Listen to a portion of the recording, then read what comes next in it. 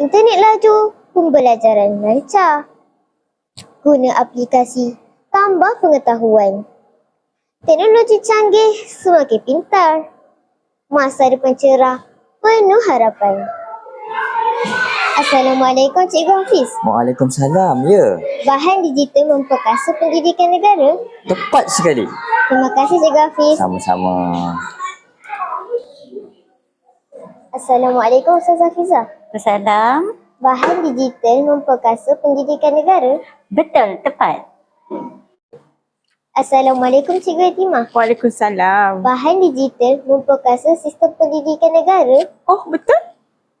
Assalamualaikum Ustazah Latrah. Waalaikumsalam. Bahan digital memperkasa pendidikan negara. Ya, betul. Terima kasih Ustazah. Sama-sama. Bahan digital memperkasa pendidikan negara. Bagaimana bahan digital mampu memperkasa sistem pendidikan? Saksikan. Bahan digital memperkasa pendidikan negara. Bahan digital memainkan peranan penting dalam memperkasa pendidikan sesebuah negara.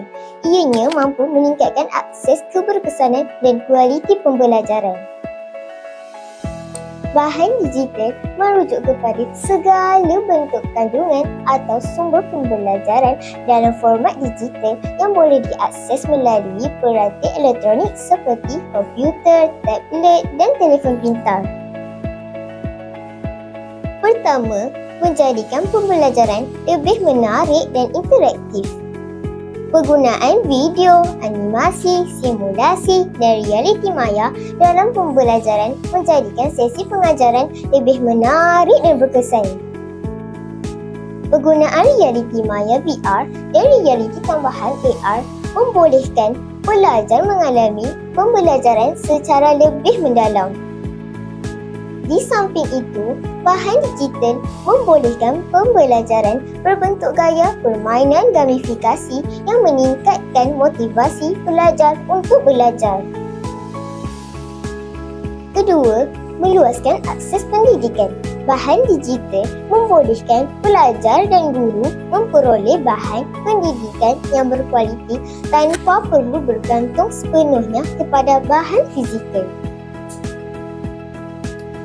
Platform pembelajaran dalam talian seperti Google Classroom, YouTube, Education dan iKelas memberikan peluang kepada semua pelajar untuk mendapatkan bahan pengajaran pada bila-bila masa dan di mana-mana sahaja. Ketiga, memperkasakan guru sebagai pendidik. Melalui bahan digital, guru dapat mengakses bahan pengajaran berkualiti dari pelbagai sumber global seperti e-book, jurnal, akademik dan kursus dalam talian. Dengan adanya teknologi seperti Google Meet, Zoom dan Microsoft Teams, guru boleh mengadakan kelas secara maya, membolehkan pembelajaran berterusan walaupun dalam keadaan tertentu.